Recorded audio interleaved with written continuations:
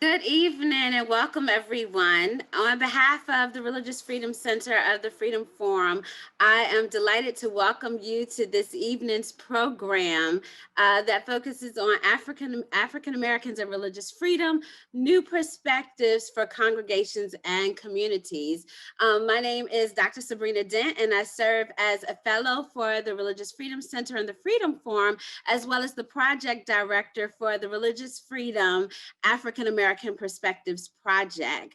This evening, we're delighted for you to join us for this critical conversation about new perspectives on this topic.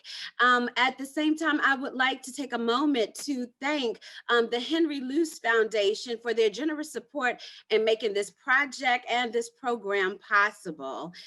So with that, I want to move us forward in our conversation, and I would like to introduce my colleague to you, and the co-editor on this book, Dr. Corey D.B. Walker. He is the Wake Forest Professor of the Humanities at Wake Forest University, as well as a senior fellow for the Religious Freedom Center of the Freedom Forum. So welcome, Corey. Thank you, Sabrina, and welcome everyone to tonight's critical conversation on African American perspectives on religious freedom. What tonight does is it culminates a 3-year journey that Sabrina and I and our partners across the nation have undertaken to really interrogate the foundations of religious freedom, to bring into the conversation on religious freedom new ideas, new conceptions, and new perspectives on this foundational principle of our nation. What we've done is we've really looked at religious freedom from the underside. How do we understand religious freedom from the experience of enslaved Africans in the Americas across 4 centuries? What new ideas come to the forefront? How do we understand religious freedom as an incomplete expression of a noble ideal? But most importantly, how do we begin to redefine and reconceptualize religious freedom to really attain the goals and aspirations that we have as a nation and in a very religiously plural and diverse world? So we're excited for you to join us for tonight's conversation, as well as welcome you to download the ebook that comes out of this project that's available free. That's the other thing that we wanted to do. We wanted to make this resource widely available and free for individuals to begin to contemplate how we do this work in our everyday lives. So with that, I'd like to welcome a key supporter and stalwart ally in this work, the Honorable Susan Johnson Cook, who joined us in this journey of remapping religious freedom. And to have someone like the Honorable Ambassador Sujay join us really places the importance of this project in context. Now, just briefly to introduce the Honorable Susan Johnson Cook, she was appointed by President Barack Obama as the 3rd United States Ambassador at Large for Religious Freedom. She was the first African American and first African American woman to hold that position. And most importantly, she brought a real critical sensibility to the conversation around religious freedom around the world. So with that, I'd like to turn it over to Ambassador Sujay to welcome us this evening. Thank you, Corey, and thank you, Sabrina Dan, and all of those who made tonight possible, certainly the Luce Foundation as well. It was exactly a decade ago. This time, a decade ago, I was going through Senate confirmation hearings. I had to go through 2 because my first one was very much explosive, like the world is doing right now, like our nation's doing right now. There was the Tea Party, there was the Republican Party, and the Democratic Party. And so I was kind of getting dropped in between the seams. And so I entered this world, and my second hearing was unanimous by the United States Senate. And I entered this world called the U.S. Ambassador at Large for International Religious Freedom, the first faith leader, the first African American, the first woman. But as I looked around and as I went for my Senate confirmation hearings, there were no African Americans I could talk to. It had really been a position that was reserved for the conservatives and evangelicals in government. And so here I walked into this world, international religious freedom, with 199 countries in my portfolio. Certainly, I was thrilled to be nominated by Secretary Clinton. Certainly, I was thrilled to be appointed and to serve the first African-American president of the United States, but I was alone. And so as I finished my tenure of 4 years, I came out. Dr. Dent and I found one another, not just as sorors, but as colleagues in this work. She was looking for the African-American ambassador, and I was looking for a place to be able to have a voice so that it would continue and be sustained. And so I was invited to be the diplomat in residence at the Religious Freedom Center and work with Dr. Dent, meet Dr. Walker, meet Charles Watson, and then our various players, all of whom you'll hear from tonight, as we were introducing the concept to historically African-American seminaries. So I was so thrilled to find friendship, to find colleagues, to find co-sojourners, so that we could talk about this very important work as Dr. Walker talked about. So when they asked me to do the introduction, I unhesitatingly said, please, yes, where do I sign up? YES with a capital S, RESPECT. I was so glad what it means to me. And so tonight you will hear some voices who are making sure that our voices are heard, not just now, but to capture the history that brings us to this moment. My position had us go all over the globe. And so international religious freedom was everywhere except America. But the voices that you will hear will not just be voices from across the globe, but it'll be from the United States of America as well, because we have a rich history and heritage, and our voices need to be heard. So please sit back, enjoy us, be with us tonight, engage in the conversation, just not tonight, but in the days to come, because this important work must continue. And so I am thankful for the invitation to be with you. I am honored to have been the U.S. Ambassador at Large for International Religious Freedom, and I wear my badge largely and proudly, and certainly glad to work for the first African-American president of the United States. But the work continues. I was just a starter, but the work continues, and the people who are here tonight will continue the voices, and I continue to partner with them as co-laborers, colleagues in the religious freedom world. Thank you so much for having me. Thank you so much for including me. It has been my honor and pleasure to not only do the introduction, but to work with outstanding leadership such as yourself. Thank you so much, Ambassador Sujay. It really meant a lot to have you join us in this enterprise, but most importantly, it really meant a lot for you to really support, endorse, and most importantly, provide your perspective from your very privileged position. And it was an honor to welcome you and join you and have our students learn with you and from you. So thank you so much. Our first conversation tonight will bring together a series of scholars who contributed essays to the nice edited volume, African Americans and Religious Freedom, New Perspectives for Congregation and Community. We'd like to invite you to join the conversation as well. If you have questions that come up, we invite you to use the Q&A button that's right on the bottom panel of this Zoom conference, that you can submit your questions and we'll pass them on to our colleagues when we open up for general questions, so that then we can have some exchange, not only between our panelists, but also with you who are gathered here this evening.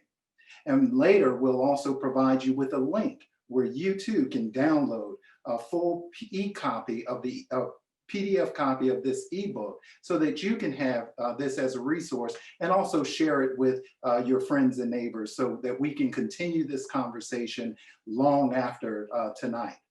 First, I'd like to have us be joined by Rama Abdulalim. Rama is really an amazing scholar and advocate for religious freedom. She currently serves as an executive director of Karama, Muslim Women Lawyers for Human Rights. And Rama contributed an essay, a really groundbreaking essay on race, religious pluralism, and religious freedom. And in that essay, she really highlights the religious diversity of New World Africans in the Americas in the early part of the late 16th, 17th, and 18th centuries up to our moment today. In her essay, Rama writes, African Americans practice a diversity of religious traditions, and belong to a variety of faiths. One can find African American Protestants of all denominations, Catholics, Jews, Muslims, Baha'is, Hindus, Buddhists, atheists, agnostics, freethinkers, and non-believers.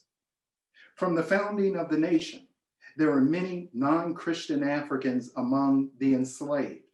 Indeed, scholars have estimated that between 15 and 30% of enslaved Africans in colonial America and the period of the early Republic were Muslim. This is important to remember in our current moment when Muslims are deemed the other and looked upon as recent immigrants to this country, despite the extensive history and presence of African Muslims and their descendants throughout American history. Rama, can you talk to us a bit about religious pluralism, religious freedom, and the challenge of African American religious pluralism that then brings us new perspectives on this contested ideal? Well, good evening. Thank you so much for that wonderful introduction. I think it's important to focus on the fact that after 9/11, so many Americans were asked, I don't know, do you know any Muslims? And most African Americans could say, yeah, I know Muslims. I grew up with them. They're in my family. We weren't others. And so African Americans really need to focus on the fact that we've always welcomed others. It's always been important to us because we know what it's like to be in the minority. We know what it's like to be otherized. And so it's always fascinating to me when people talk about religious freedom and they're like, oh, well, my religious freedom rights. And I'm like, we need to, as African Americans, always remember that we're such a great diversity. Just like there's a diversity of hues, of our complexion, there's a diversity of just backgrounds and religious thought. I come from a large family. My grandmother was blessed with 11 children.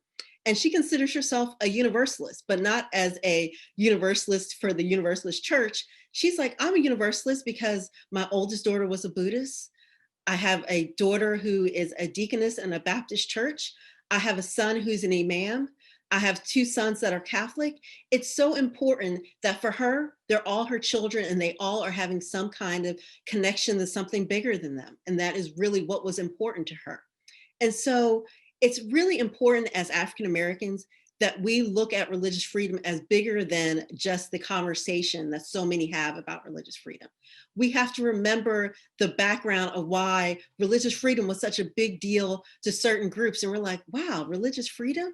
Why are people talking about religious freedom, you know, when they're talking about education and things like that? And you're like, what in the world? Why are they talking about things like that? And they really use religious freedom as really a way to demonize the other, demonize African Americans. And so we need to remember where the background of religious freedom comes from and really incorporate the diversity of the African American experience. It was, to me, growing up in Philadelphia, I knew people from all different religious backgrounds, and I respected and found joy in all of their practices.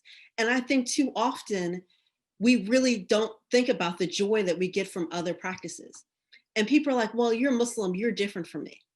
I will tell you that in every space that I've gone to, in every school that I've gone to, I've always found the African American, the Black Student Union, more welcoming sometimes than the Muslim Student Association, because there was a connection that I had as an African American here in the United States that was totally different than the connection that I had with my fellow Muslims that came from different backgrounds.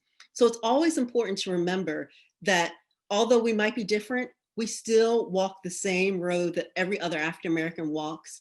And we have to remember that these are our fellow brothers and sisters. When something happens to one of them, it happens to all of us. And so that it's important for African Americans to remember that even though we might express our religious beliefs differently, we are still African Americans at our core, and we need to really appreciate and celebrate the differences instead of using it as a way of, oh, I don't like you because you don't believe in the same God I believe in. You know what? None of us have a monopoly on God, and we should be respecting other people's religious expression of how they connect with God, or if they don't connect with God. But that is really not what we should focus on. We should focus on the expression that they have.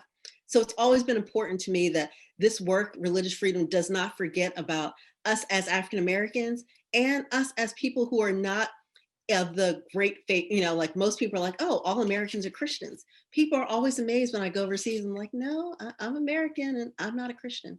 So it's important for us to always focus that there are a diversity of faiths in the African American community. Thank you.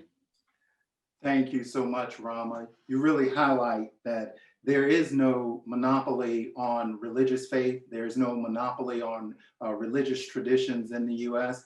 And with the deep diversity and variety and religious pluralism in the African American community, that we have to then expand our notion of what constitutes religious freedom, and even how we begin to think about religious freedom in light of the denial and attenuation of freedom in the African American experience across space and time. Thank you, Rama. And that provides a great segue to our next panelist, who needs no introduction. I mean, he's a panelist that really provides a prophetic public voice in the American sphere, and really has provided us an opportunity to critically interrogate the foundations of religious freedom, consonant of the points that Rama raised. The Reverend William H. Lamar IV is pastor of the historic Metropolitan African Methodist Episcopal Church in Washington, D.C. In his essay exploring religious freedom in the Black church today, Reverend Lamar writes, these terms, liberty, prosperity, God, are blank screens upon which we project dreams and nightmares. For me, the concept of religious freedom is of some dubious pedigree. It means nothing. It means everything. Under most circumstances, I want nothing to do with this term. There are other rhetorical choices not rooted in the language of American imperial sloganeering. Can the work of advocates for religious freedom redeem this fraught ideal? Reverend Lamar, talk to us about how you conceptualize this fraught ideal. Can it be redeemed, particularly in a moment where we see religious symbols being invoked on the far right, as well as on white supremacy and in support of Christian nationalism in our contemporary moment? Dr. Walker, thank you. And I want to thank my colleagues. It's been a joy to work alongside you. I think that we need to be clear that America deploys certain terms for certain reasons. And when we think about religious freedom, certain groups have been afforded religious freedom and others have been denied it. So I think about the history of my denomination, the African Methodist Episcopal Church. For many, many years, Richard Allen, Sarah Allen, Flora Allen, Absalom Jones worked to build the Bethel Church. And the white Methodists just took the church from them, where Richard Allen and those had to buy back a church that they already owned. They were preaching the gospel. They served and actually helped to save Philadelphia during the yellow flu epidemic. But because they were persons of African descent and not considered citizens, and they were considered anti-citizens and a threat to the American empire, the religious establishment itself sought to do them harm and to keep them from asserting their religious freedom, their religious independence. Ultimately, Richard Allen and others passed what they call the African Supplement. And everybody should look this up, where they declared their own right to exist in their own religious space. Now, I share that story to say that in the history of the United States, Native persons practicing their religions, Muslims practicing their religion, Noble Drew Ali, Honorable Elijah Muhammad, so many others were persecuted by the American empire and by American religions that were approved by the state.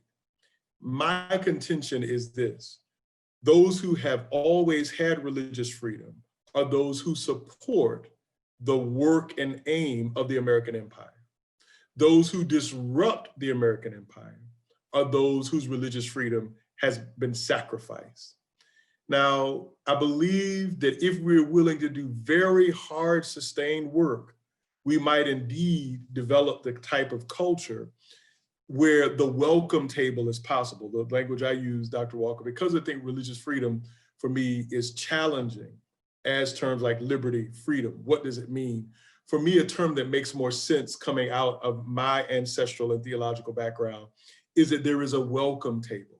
How can we develop in the United States and globally a welcome table where I can sit, I can feast, no matter my culture, no matter my religion, no matter my language, no matter who I love, no matter where I live. That is the true work. And we have to always understand the empire's antagonism toward faiths, toward religions, toward people who either they degrade because they think of them as human beings who are less than, or they see them as people who find ways to take power that they believe to be their own. And I'll stop here. Much of what we see in the white evangelical faith, which I call white evangelicalism, the official faith of the American empire, they have challenges with those who come from the Black prophetic tradition.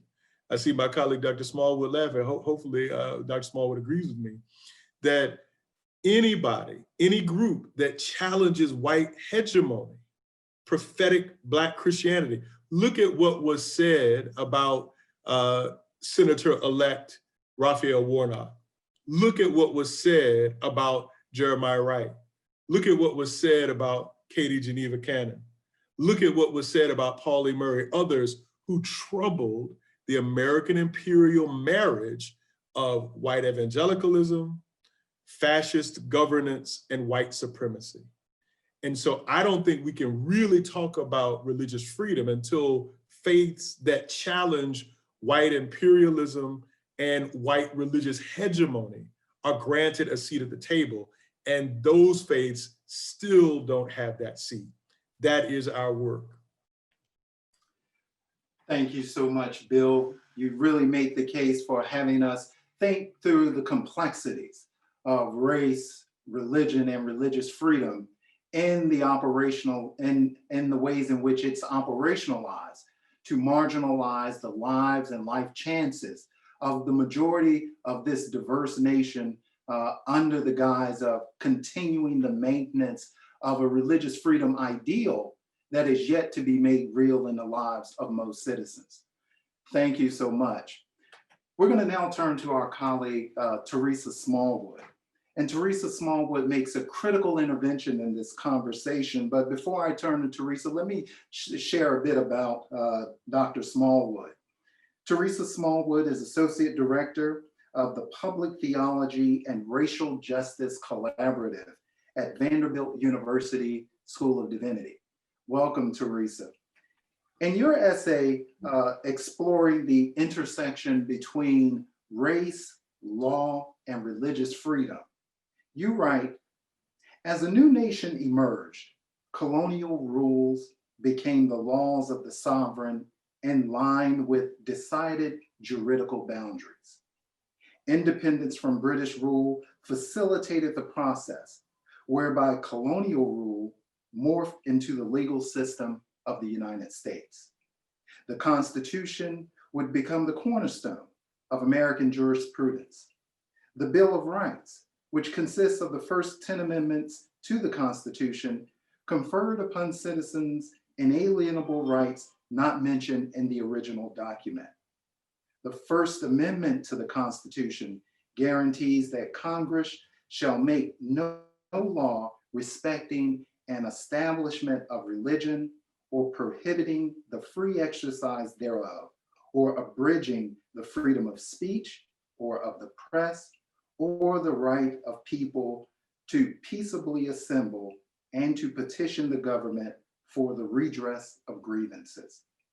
This amendment provides individual citizens freedom from government intervention in the exercise of their religion, and concomitantly limits the nation state from creating a national religion.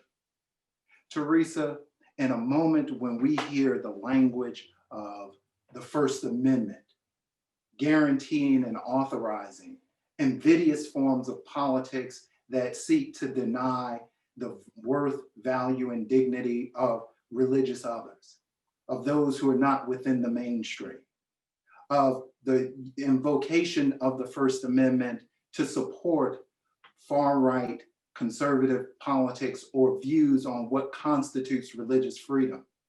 How do we begin to reconstruct the discourse? How do we begin to reconstruct the language of religious freedom that is grounded in this deep and dense legal history?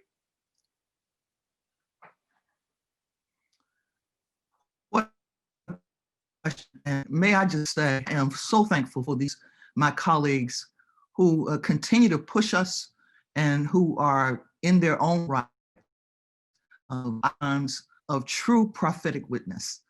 I will say to you that in the recent times, since January 6th, the question has been one on my mind. And it caused me to give some reflection on how we've begun to see people operating within the context of religious freedom, and how it is that certain folk would, for instance, limit them. It's the same experience our ancestors had to actually exercise their freedom, their religious freedom, that is, and freedom in general was confined, but they took the liberty to move into spaces where they could be free to worship. When the law was law, the effort to memorialize those who fought to keep slavery alive became an idolatrous worship. And that's why I was speaking, because the truth of the matter is we have lots of Christianities. And in America, what we really are seeing is a worship of patriotism and a capacity to move into those aspects of what Robert Bellow would have called American civil religion, for the purpose of not trying to maintain a democracy, but to actually move into perhaps a theocracy, but most particularly an authoritarianism that reflects dictatorship or reflects some kind of other than just democratic ways of being. And so what do we do? Well, who is more American than a football player? And who is more American than an NFL player? I think if we are really to mimic and to measure ourselves against the memory of our ancestors, we have to be big and bold and bad enough. Things like a Colin Kaepernick, who chose his place and space for invoking his sacred memory in step with his ancestors, who understood their quest for liberty and justice, inextricably bound to their religious expression. Colin took his knee. That is clearly a religious expression. It's a ritualistic way of us going to a place of sacrality and understanding the need to be in some way capable of setting forth a different opinion. Because religious liberty for Black people is co-constitutive with our quest for freedom that matches the freedom of everyone else. And when I say kneeling is an expression of religion, what I'm really speaking of is taking on empire, taking on the gatekeepers of American civil religion and idolatrous worship, and saying, no, not for me. His sacrifice, Colin Kaepernick, was on the altar of patriotism. And that's what we have to be, the ones who will go forth and, as Audre Lorde suggests in her description of bloodshed, be the ones who will stand up against anything that evokes for us a belief that we are not capable of being and not capable of standing. It is unfortunate that there are some bodies in America that are considered to be precariously ungrievable. But Lord refers to the tithe of blood and suggests that bloodshed is in effect the proverbial city's assessing of its tax for us to just exist. What our ancestors understood and what the brothers put together in the Negro National Anthem is that if we have to tread through the blood of the slaughtered, we will understand and know that it is our right to stand, it is our right to believe, and it is our right, not only through the mechanisms of law, but also through the mechanisms of human capacity, to be the ones who will say without question that whatever the cost, we will move forward in our capacity to be religiously free, to be liberated from those shackles, and to understand ourselves as those who have capacity to set forth our positions and to know what our religious rights are and to forge those rights in light of freedom and justice and equality for all. I'll leave it there. Thank you so much, Theresa. You underscore the ways in which law is not just legal script, it's not just the rules in which we govern our society, but most importantly, it's the ways in which we attempt to govern bodies and the ways in which we attempt to categorize and contain certain actions, certain definitions, and certain meanings of what constitutes a citizen, what constitutes the nation, and even how we begin to define religious freedom in a racially diverse and religiously pluralistic environment. Thank you so much. I want to remind everyone who's joined us tonight, you have a Q&A feature at the bottom of your screen. You can use that to pose questions to our panelists as we open it up to a broader conversation, not only between all of our panelists, but also with you who are gathered and joining us this evening on this webinar. I'd like to introduce our next panelist, who was with us from the beginning of this journey and continue to support and continue to, most importantly, teach in the seminar that was gathered in this project. Charles Watson is Director of Education for the Baptist Joint Center based in Washington, D.C. And Charles has provided a variety of resources, but also a deep and learned perspective on the ways in which forms of Christian nationalism have impinged on the idea of religious freedom to begin to co-opt the idea of religious freedom. So Charles, I want you to talk to us a bit about the rise of Christian nationalism in its contemporary guise, and how that really challenges and frustrates a deepening and broadening of the religious freedom ideal. Charles? Well, thank you, Dr. Walker. I appreciate being a part of this from the beginning. What I don't appreciate right now is my last name being Watson. Usually I appreciate that, but when it puts me after Dr. Smallwood, it messes me up with the powerful words that she just spoke. But for me, you know, the idea of Christian nationalism, I work at BJC, Baptist Joint Committee for Religious Liberty. And the first word you hear is Baptist. And I spent a lot of time trying to say, not that type of Baptist. Baptists fought for religious freedom in this country during the colonial periods. Of course, they weren't thinking about us at that time, but they were thinking about the fact that they were whipped and thrown in jail for preaching without a license. And the substance of that was to say, this happened to us. We don't want it to happen to anybody else. Unfortunately, they did not think about people that look like the people on this panel. And today we're still fighting that battle. And you brought up Christian nationalism. I want to take it back to the propaganda of manifest destiny. All of this can start there. The idea that God ordained a certain set of people to come to this country, take over this country, even though people were already here, indigenous people were already here, many of us were here, if you really think about the history of it, and to say it was God's idea to come, rape, savage, take over, and then bring more Africans over and convert them from the religion that they were practicing in their native continent. And then to say, this is all ordained by God. And because it's ordained by God, we are the brightest, we know what's best for this country, and Christianity is best for this country. And not even think about the fact that everybody wasn't Christian.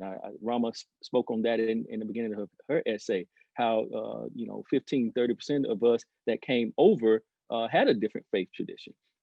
So this idea of manifest destiny has always kept Blacks and African Americans in this country in a religious text under whatever rule that has come from the white established European American theology. And so I also always say either white or Black or European or African American, because I don't want anybody to have the base on theology. We have liberation theology. If you're going to call it liberation theology and African American theology or Latino theology, I want somebody to call it European theology, because you don't have the base on it.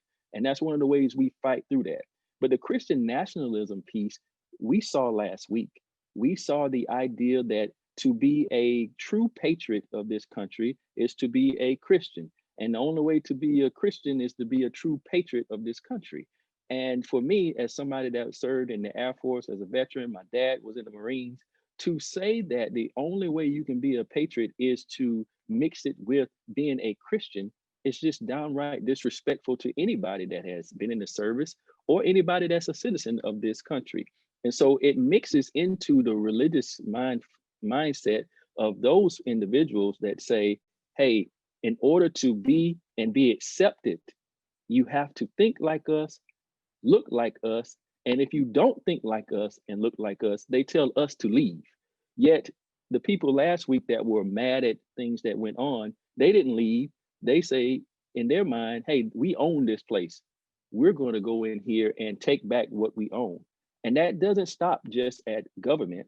That leads into religious thinking, religious thought, and actually it leads into violence. And we saw the violence over there, but it was okay when the violence was, oh, Dylan Roof that goes in the Mother Emanuel Church in Charleston, South Carolina, with the same manifest destiny attitude. If you look at his manifesto, you see a lot of the Christian nationalism talk of, hey, the South will rise again. We saw Confederate flags inside of our US Capitol.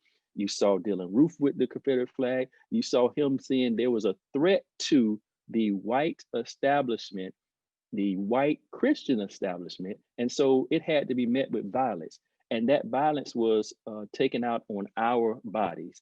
Yet it wasn't a problem, and the rhetoric wasn't a problem until it hit the US Capitol, which is a sad thing to say, because what that says is that Capitol and that building was worth more than the religious bodies of people in Mother Emanuel's church that actually invited a stranger in, didn't see him as an other, actually invited him in, and he took advantage of that invitation that our community was able to give to him. Yet Christian nationalism will tell you, in order to be a great American, you have to be Christian. We fight against that. We stand against that. And it's been an honor to be with these panelists over the last 3 years as we talk to students from the historically Black theological institutes and see eyes open to understanding that there's more than one way to be an African-American and a spiritual person in the United States. You don't have to be spiritual. We have to be free. I always tell people, I don't want a biblical noose around my neck, and I don't want a God shackles around my feet. I have to be free to change my mind if I get better information, and my faith has to be free. And the only way for me to have that freedom is to be free to change my mind, think about God how I see fit to think about God, without government interference, and especially without somebody else that doesn't even care enough about me and my body to take up the mantle to fight for me. So I need that freedom based upon who I am and my relationship with my God. Thank you so much, Charles. You don't have to be spiritual. The only thing we have to have is our freedom. That really encapsulates the quest of this, for this book project and of this entire project, to begin to give a new orientation, a new experience, a new expression of freedom, in this case, religious freedom, that's not God authorized and God ordained, but most importantly, that offers individuals the space to grow into the fullness of their humanity and recognize the worth, value, and dignity of all humanity. Thank you, Charles. Thank you, Bill. Thank you, Rama. Thank you, Theresa, for starting us off tonight on what promises to be a continual conversation and journey that we invite everyone to join with us. If you notice, I'll highlight it again. We have a Q&A feature for tonight's webinar. You can submit your questions there. And I see we have an active chat session, so feel free to continue to conversate and chat among yourselves and also pose questions through that medium. But for now, we have a question that I'd like to pose to the entire group of panelists that comes to us from one of our colleagues who've joined us on the webinar. And it comes, and it's inspired by Reverend Lamar's idea, image, metaphor, and symbol of the welcome table. That begins to, that welcomes us and welcomes the plurality of religious orientations for religious freedom. The question is, are there other animating themes that have surfaced in our collective conversations on African Americans and religious freedom that have fueled your imagination on new social, political, and cultural possibilities that you'd like to share around this ideal? I can say very briefly, Tisa Wenger's book was very, very helpful. And what the images she shared historically about natives and their struggle, about the Black Muslims and their struggle. And then the other piece around how really whiteness plays a huge role in who's granted freedom. So when Italian, Irish immigrants first came, there were, and Jewish folk as well, many Jewish folk, religious freedom was eclipsed. But as they were enfolded into whiteness, as they sought to tamp down some of their own ethnic identities and theological identities to dive into and to swim with safety in the mainstream, then they were afforded more privilege. Now I'm thinking about those great theologians, Big Boy and Andre 3000 from Outkast. Black people in the mainstream end up floating face down, right? We float face down in the mainstream. The mainstream rarely encompasses us because we cannot be grafted into whiteness. Our existence is anti-whiteness itself, which would rouse it up. And so back to the question, the metaphor of welcome table, I think, is helpful. Learning the histories of groups that have been suppressed is helpful. And then lifting up images. I was careful not to lift up images that were biblical because I did not want to exclude anybody from the conversation. But I think all faiths and people of no faith and ethical traditions have those metaphors that carry the weight of a radical human hospitality where all are welcome. And I think that if religious freedom means that, I can co-sign it.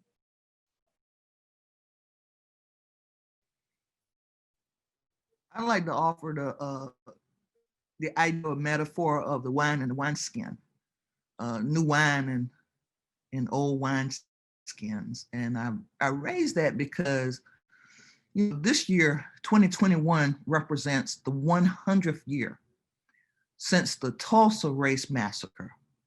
Now we're in our third year of thinking about race massacres. Arkansas and Elaine, Arkansas in 1919, and now here we are in 2021 dealing with the 1921 massacre.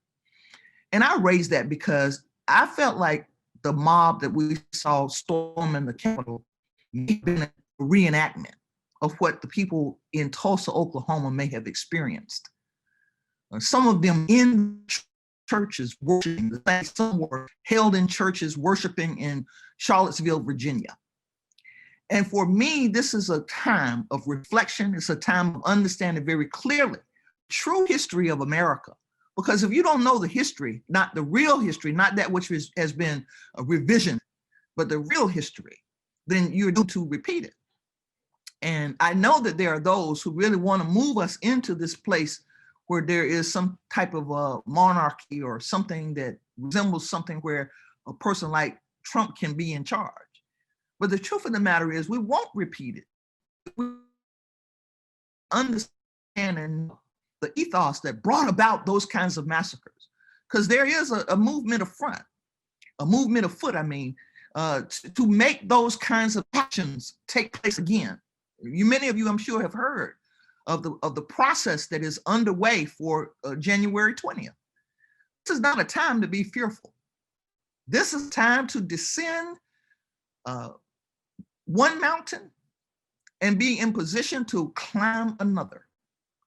This is a moment where we take over the Amorites and be in position to look forward to the promised land.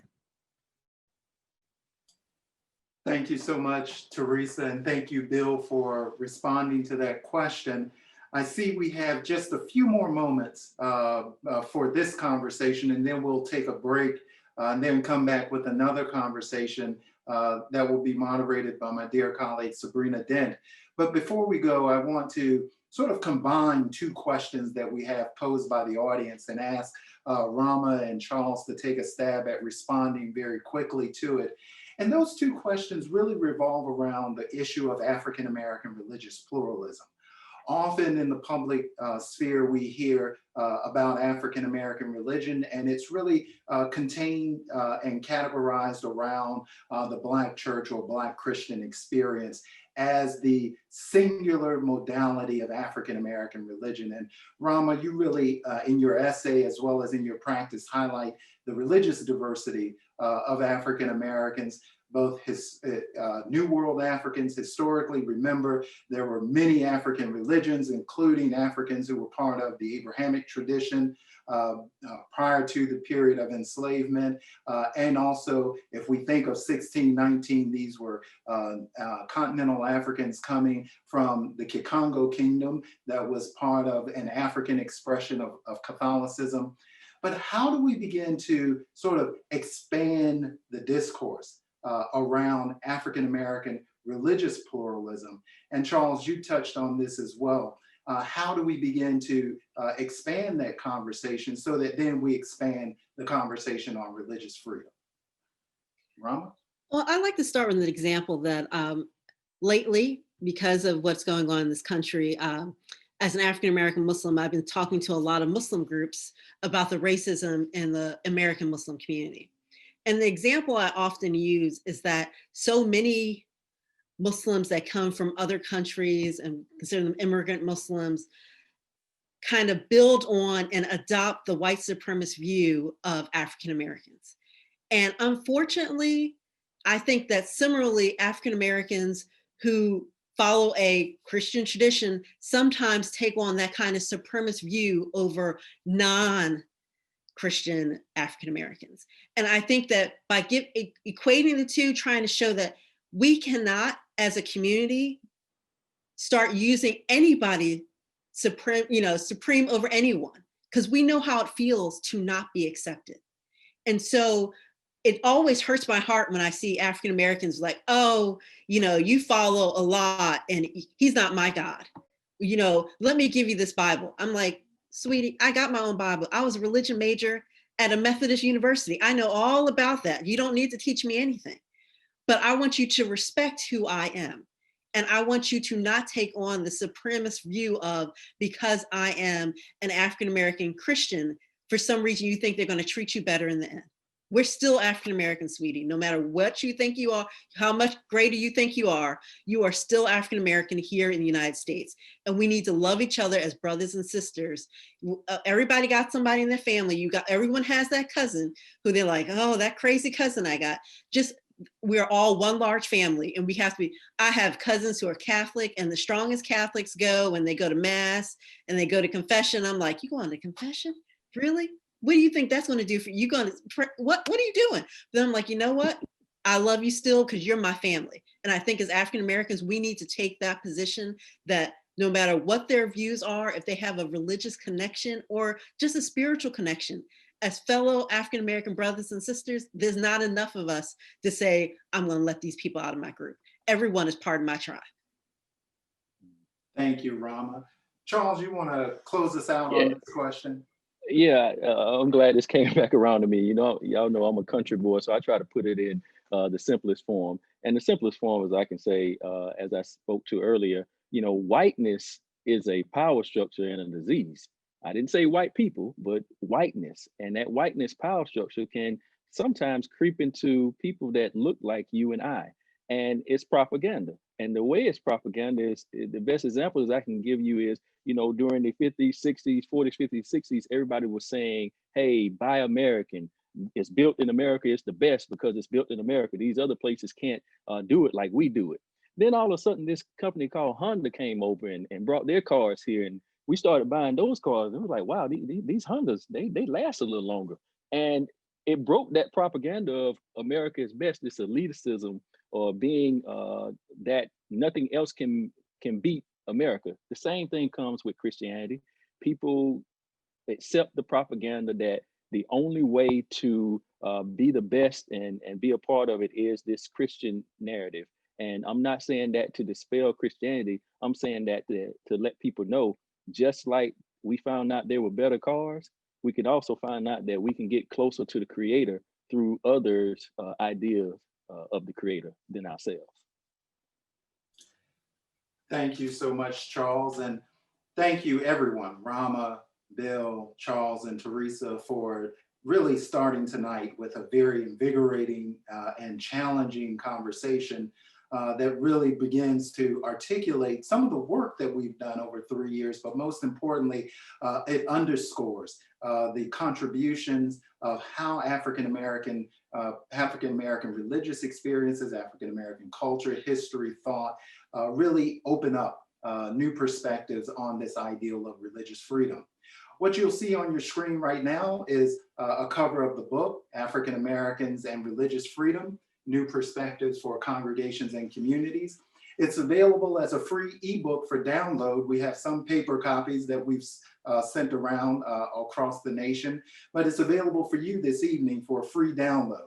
So if you mark that website on the Freedom Forum website and go to African Americans and Religious Freedom, you can download a copy of this collection that features essays from all of our panelists from this conversation, as well as a panelist, as well as others, including William Lewis, who's director and curator of the Center for African American Religion at the National Museum of African American History in Washington, D.C. Sabrina and I contributed the introduction, and Sabrina also worked with one of our students in contributing an essay in the collection. And the essay collection really follows and offers new perspectives on on religious freedom from an African American perspective. So download your copy today, read along with us. We're going to go to a quick break, give you about 3 to 4 minutes to grab some water, grab coffee, take a stretch, and then we'll come back with our second conversation that will be moderated by my dear colleague, Sabrina Dent.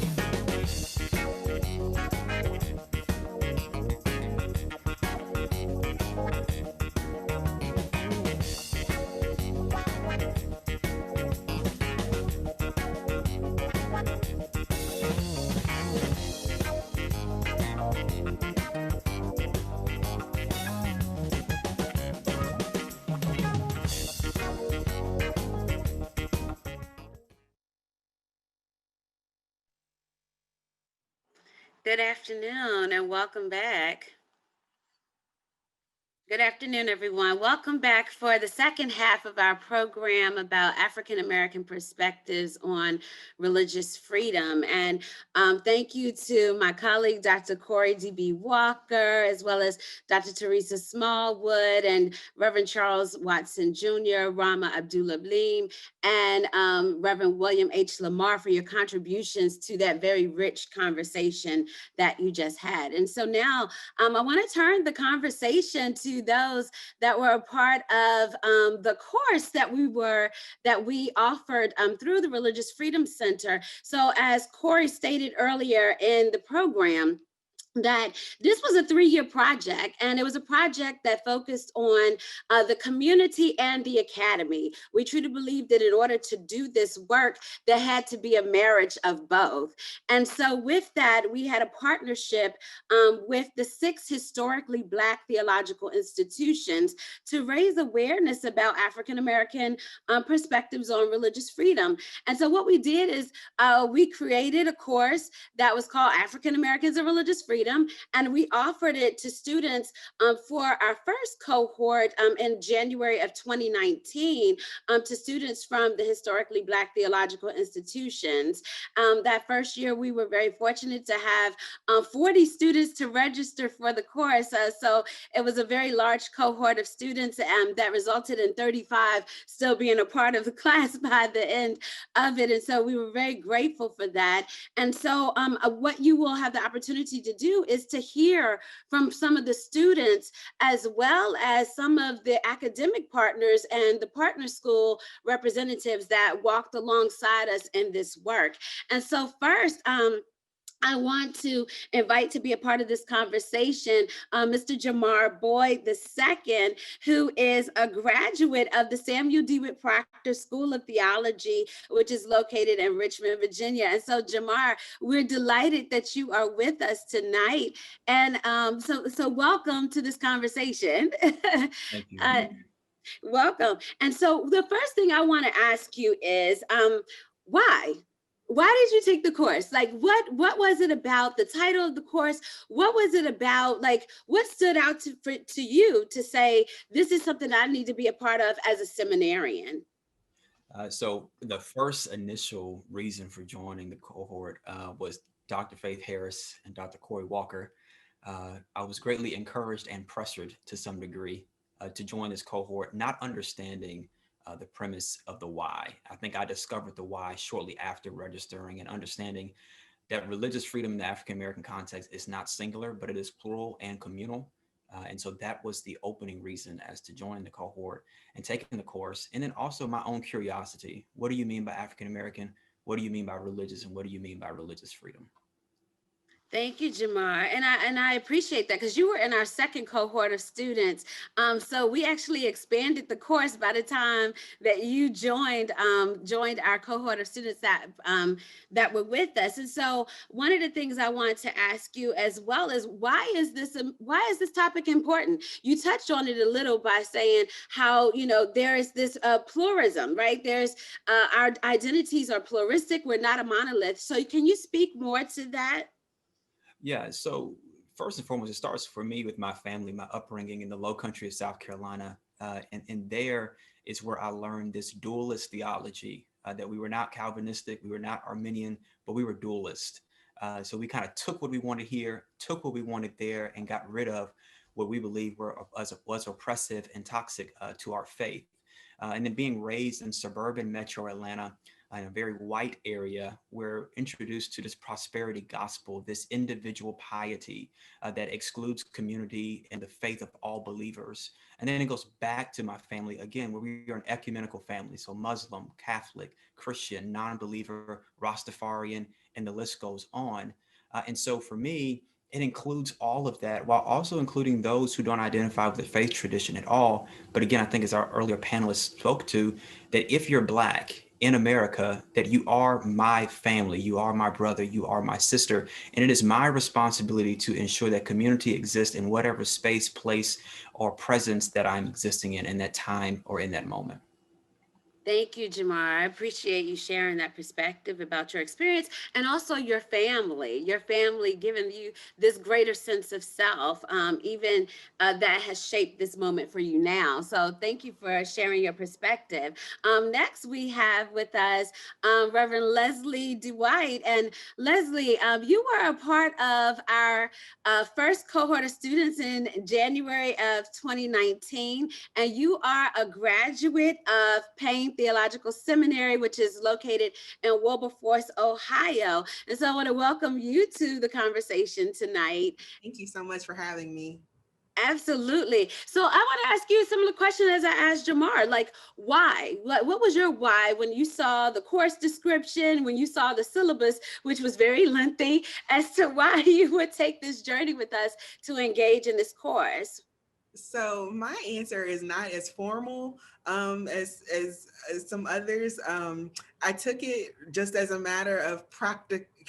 Like I needed to graduate, and can we just start there? Just tell the truth, the shame the devil, as we say. I needed to graduate, and it was just all aligning up. I was so grateful for the support, the financial support to attend the class. It was an intensive that was offered in my backyard, and more importantly, you know, I had just come into the realization of this next phase of my calling to operate in the sphere of social justice. And so when I saw the title Religious Freedom, I was like, oh, religious freedom, there has to be a nexus there. This is going to serve me well. I don't know what I'm getting into, but I knew that there was going to be something that was going to help equip me for the journey. And so I went for it. Well, we're glad that you did. And I know since that time, there were many opportunities for us to collaborate in the work that we did. And so I'll ask you more questions about that shortly. But I would like to invite into the conversation with us Dr. Faith Harris, who is a professor at the Samuel DeWitt Proctor School of Theology. And Dr. Harris, I am delighted that you are with us tonight because you've been on a journey with us for some time, even before you officially came on as the representative for STVU. You came along as just someone that was engaged and wanted to know more about this work. And so from that, you became a contributor to this book resource. And so I actually want to start off by asking you a question, because in your essay, you started off by writing, why a book dedicated to African Americans and religious freedom? And you said that this question suggests there is something unique and constitutive or consequential about the African American relationship to religious freedom. But then you continue by saying that it's not original to argue that the very presence of Africans in the Americas in modern era is a result of European Christianity's colonistic project, initially undertaken by the Portuguese and the Spanish and the Emperor of the Catholic Church. And then later on, and you continue by, it was something powerful that you wrote in here. You talked about how this Christian colonizing enterprise not only reorganized peoples on the religious racial scale, and it reoriented peoples away from their environment. And you continue to talk about how this raises issues as far as the moral value for Black and Brown people and our connections to land, as well as the climate crisis. Can you speak more to that work, as I know that you do a lot of interfaith work on climate justice and how this impacts African-American people on this topic? Yeah, thank you. And I'm glad to be here this evening. Thank you for this project and for all this good work, and for the panel before us was just amazing. I'm still in awe, and my jaw might fall as I remember some of what what we've already heard. I really wanted to focus that article on the reality that for African American, for many of our students, for instance, they come to, we come to seminary, and that's even, we probably did the same thing because we had our seminary journey. We come to seminary with a kind of a religion and a faith practice that doesn't necessarily have a context, right? So not knowing that the violence and the dehumanization and the contradictory nature of the context of the faith that we practice it makes for some kind of naivete in our religious understanding. And so for me, the opening up or the unfolding of this reality that this faith was shaped and kind of we've adopted this faith without understanding the context and recognizing that context would not only impacted Black bodies, right? We heard that in the first panel, that it commodified and it dehumanized and it made Black bodies pure only from the perspective of material value. But that in doing so, that scale included the rest of all of life. And so to remove and to reduce Black bodies to chattel, to reduce Black bodies to their value in terms of output of work. At the same time, there was this removal, right? There was a removal of those bodies, but along with that was removal of culture, removal of flora and fauna. There was the land was also besieged. And we often don't think about that when we think of the colonialist period, that in fact, there was a remaking of theology that actually included the way that the people, the colonizers, the Christian colonizers saw the land. And the land also became purely commodity, purely a material resource, and not for, as it was for the people, the indigenous Africans, or even the indigenous Americans who were here, not a source of spiritual strength, not a source of relationship to the ultimate deity or to the divine, but purely a resource for creating wealth for the few. And so when we talk about understanding religious freedom and Black perspectives, African American perspectives, we must also consider the reality that that perspective needs to also include all of life, because all of life was impacted and destroyed and disoriented, disconnected with the colonialist powers and the colonialist events of removing millions of peoples and removing and supplanting flora and fauna, changing completely the terrain of continent, making it another Europe. I'm speaking of South America. So that the constitutive nature, the consequential nature of African American perspectives on religious freedom includes a very broad, expansive understanding of what it means to be free, and that freedom also belongs to all of life, not just human life, but all life has the right to fully express its nature, and we ought to be celebrating that as people of faith, along with nature, along with our brothers and sisters. Thank you, Dr. Harris. I appreciate your perspective that helps broaden our understanding and in the context of this conversation about African Americans and religious freedom and the land. And you talked about the spiritual connection and those that are ascribed to such, and the richness of it that really has huge impact on our identities, right? Mm-hmm. And who we are and how we navigate the world. And so I appreciate your contribution in sharing that.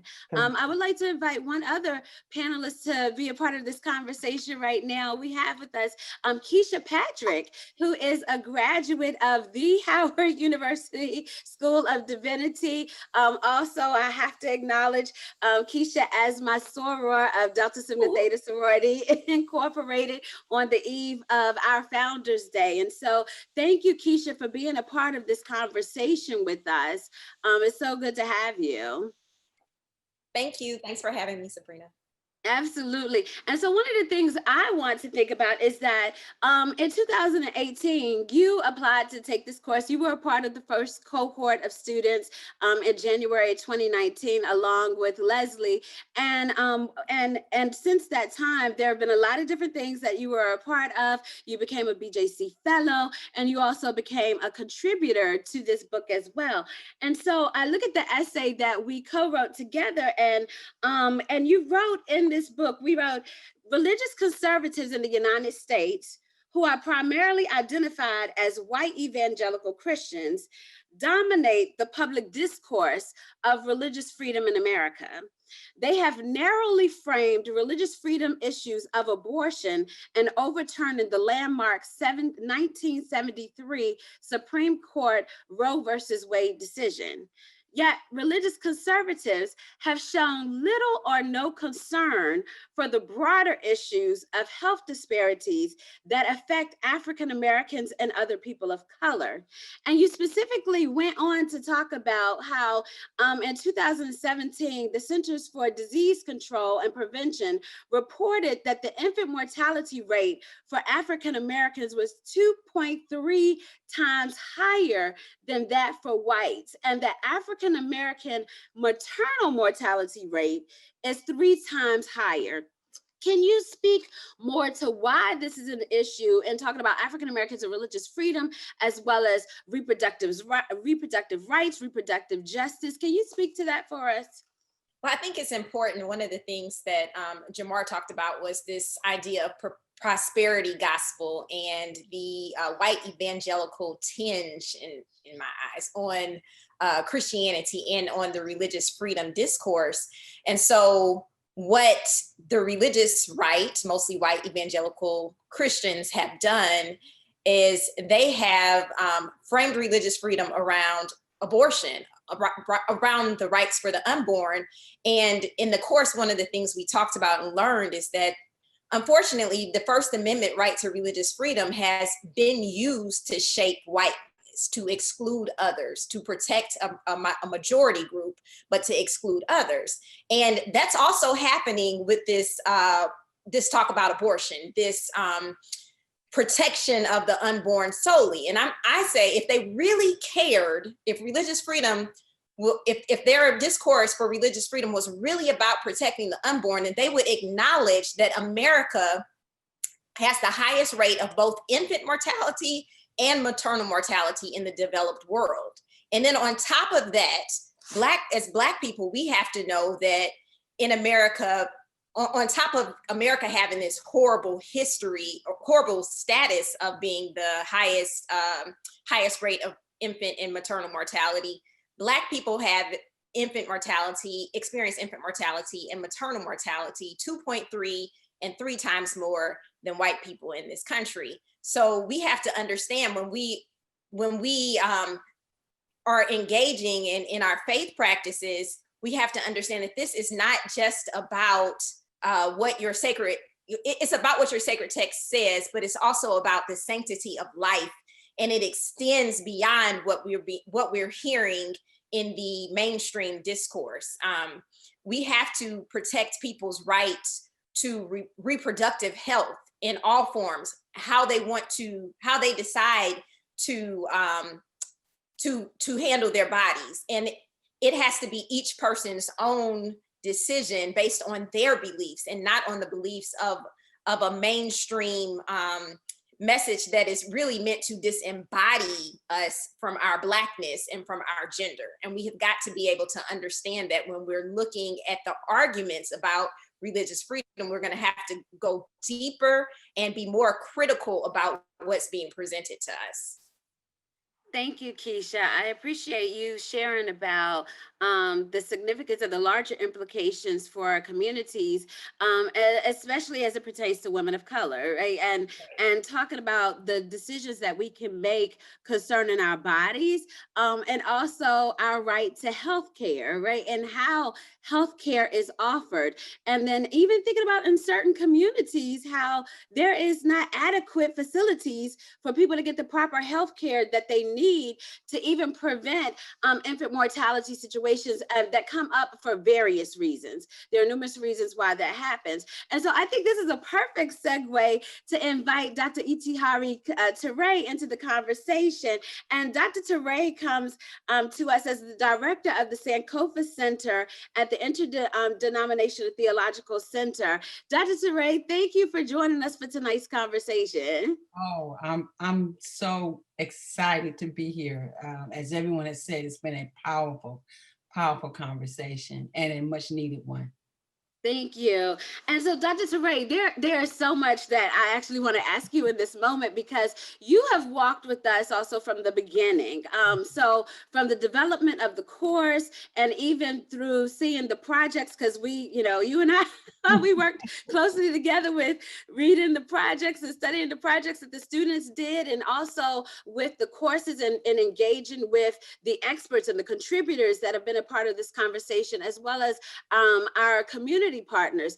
And so I think about from the course, like, I just want, can you share more about the experience that you had as an instructor, as a partner from an academic institution, and to tell me why is this topic important to seminarians? Why is it important that we should discuss this in the public square with the perspectives of religious leaders, with the perspectives of those that teach in seminary, and people like yourself, who is a practitioner in doing this work and expanding who belongs at the table, or whose cup is missing from the table, as you like to say. Yes. Well, that's a lot there, Sabrina. Let me start with, as I was listening to all of our presenters and sharing, from the standpoint of an educator, a teacher, I think the most important thing is that this experience for, I'm sure for many seminaries, not just the ones who attended, but their colleagues, when they went back to their respective institutions, with this breadth, this expansion of what it really means in terms of an African-American religious experience. So it was already mentioned that most of us come with a particular context. And so we define those terms in our context. So here we now have cadres, if you will, of seminarians who have an expanded view of the, first of all, African-American religious experience beyond the familiar context. And what that brings is a larger language. A way to enter into the conversation that they're going to have in other courses with the breadth and scope of what we heard in the first panel. The other thing that it does, and I think is so very important when we talk about really making the kind of shift in consciousness, is to remember that we happen to be in business of matching head to heart and heart to head. And so what this experience has done in terms of the way it was designed and the conversations that we had and the experiences that we had, it provided what I would call something far beyond just collaborative learning among students. It provided a space for collaborative agency. They worked together on projects to create new knowledge, to build a way of constructing what they understand as values for spirituality or no spirituality in a way that they produce their own agency. And it was not without struggle. I'm thinking about our last cohort and the whole construction of evil and how evil had not been a part of their discipline, of their training, yet here they were smack dab together wrestling with evil as a construct. And so I know without a doubt that wherever they end up after their graduation, that collaborative agency puts a different kind of value and merit on working together as teams or being together for that period of time. And I think then the last thing that this project, this initiative afforded us is to really put a comprehensive set of constructs across intellect, vocation, spiritual formation, and human formation. We have already discussed, listen to the other panel, a way of being human that is very different from what is perceived in the larger society. So this initiative afforded us the benefit to look at all of those formations in a way in which we created safe space, in a way in which folks did not feel, as students often do, am I saying what they want to hear? You know, it was just downright refreshing that was not a concern of the cohorts. Am I saying it right? Did I get it right? Because they had agency. And the constructs of the class, the reading material, my God, the panels, all reinforced that. And so it was just a powerful experience that I do hope that they in their own professional vocations will emulate and continue. Thank you so much, Dr. Teray. I know I asked a very loaded series of questions when I posed that to you. And so with that, I actually got a lot back more from you that I want to bring in all of our panelists to discuss. So you talked about the projects to build new knowledge. And I know the students had lots of assignments that they had to do during the course together. And I know we're also talking to two different cohorts. So you had some similar but different experiences because some of our time together involved museum education when we heard lectures from Dr. Eric Williams from the Smithsonian Museum, National Museum of African American History and Culture, and also in the first cohort they had the experience of hearing from Dr. Yolanda Pierce from Howard University School of Divinity. So I want to ask the students, like, really to tell us a little bit about your experience, because I know we had you a little bit of everywhere during that time together, and that's because we had the buy-in and the support of community. We had the support of the BJC, the Baptist Joint Committee for Religious Liberty, that invited us into their space. We had the support of Wesley Theological Seminary that hosted us for the class, as well as the Washington National Cathedral, thanks to Reverend Dr. Leonard Hamlin. And so, like, I want the students to tell me a little bit more. Can you give a little bit insight about your experience through that week, and also the projects? I know from STVU, Jamara, you all had an incredible project. So if you could speak to that for a moment, and you could just weigh in there. Jamara, I see you reaching for your camera, your mic. Yeah, so I'll start us off. I think my personal experience, there are two things that immediately come to my mind. It's when we were at Metropolitan AME and we were listening to Dr. Lamar's lecture, and then his exercise with us was to start a church. And what does this church consist of? What is it made up of? What is your mission, your vision? Is it even a religious entity or a denominational entity?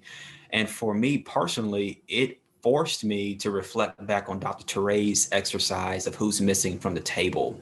And there was another person at our table while we were at the cathedral, highlighting their own personal experiences as we all were collectively around the table. And we all acknowledged on a daily basis, we are excluding somebody from the table subconsciously. And why are we doing that? And it's because of how we're indoctrinated, the theologies that are preached from our own pulpits that, unbeknownst to us, are the theologies of whiteness that have masked themselves in blackface. There are two quotes from Dr. Teray that I wrote down in my 5 pages of notes from her presentation, where she says that, quote unquote, others within your social location always belong. You never define belonging by those things that are deemed acceptable by empire, but belonging is that or those things that are to be sacred, holy, and to just exist, and that is all people. And the second thing she said is, if communion is to be the physical element being asked to be transcended into a spiritual use, when did we adopt the Catholicism or the Catholic doctrine as what is approved or disapproved as holy? And so it forced me in my own experience, looking at now, we've had an insurrection at the United States Capitol. When did we, Black folk in America, adopt the ideal of what is to be holy and sacred by virtue of their definitions? So again, it's a continual defining and redefining of what does it mean to exist, to be sanctified or holy, and to be whole in America as not only as a Black man, but a Black individual. And then on a daily basis, I'm fortunate enough to work for the Virginia Interfaith Center for Public Policy. And so the piece of legislation that I'm working on right now was a deep moral issue that I think we've come to a collective agreement on. But again, it forced me to wrestle with what I took out of this class along with my entire seminary journey.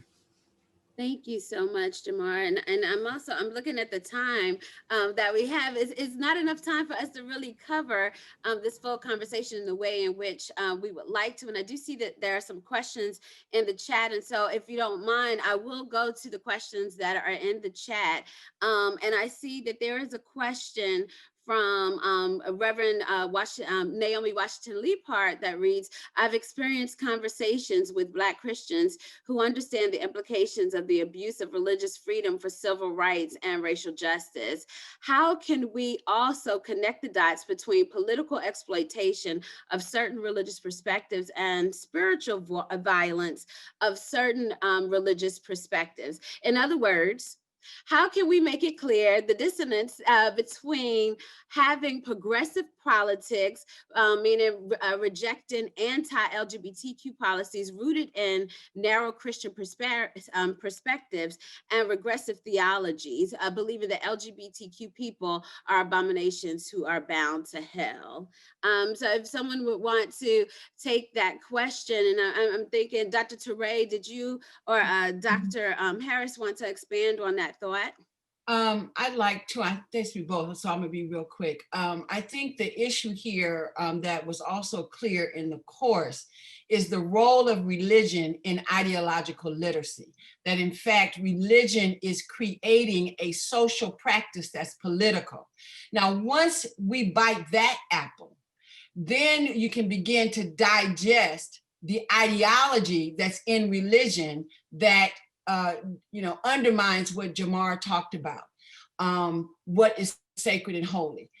But it begins with, and the course, just did that perfectly, is identified, illuminating, this is an ideology that has political implications and political action that we have couched in religion.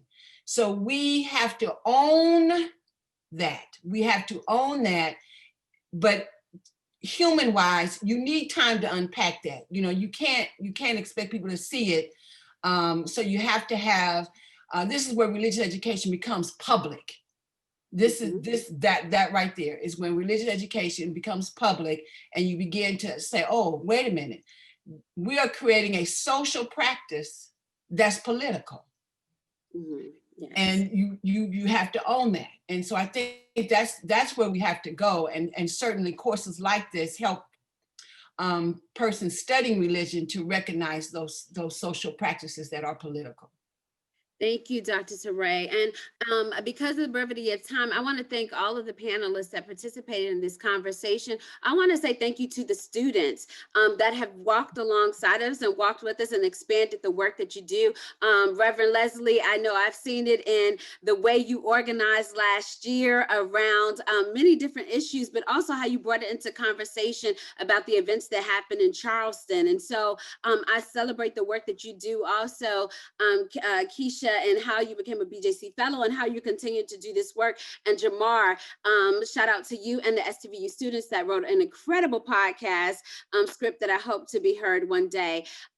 Thank you, Dr. Teray and Dr. Harris, for your contributions. And thank you, Dr. Harris, because this week you're actually hosting a class about African Americans and religious freedom using many of our conversation partners that have walked alongside of us on this journey.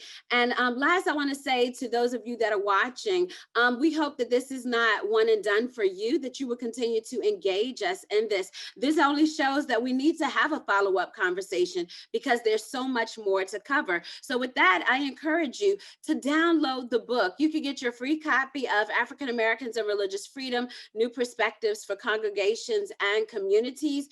Read it, share it with your network, share it with your communities. I also want to say that I'm grateful for the ways in which we were able to expand the table by having relationships with many partners. And so I want to highlight the contributors and those that have been a part of this conversation with us. And Corey, I hope that you would join me and just acknowledging all the many different people that were a part of this work and made it possible for us to have this program and to also expand our understanding of African American perspectives on religious freedom, including our friends at Black Nonbelievers who were a part of this project in terms of working with us. Mandisa Thomas is not a joke, so people need to understand that there's a lot of discourse that is happening. So Corey, please. Yes, Sabrina, we have a number of partners that enabled us to undertake this journey. We really want to thank our funders at the Henry Luce Foundation that provided funding for this project.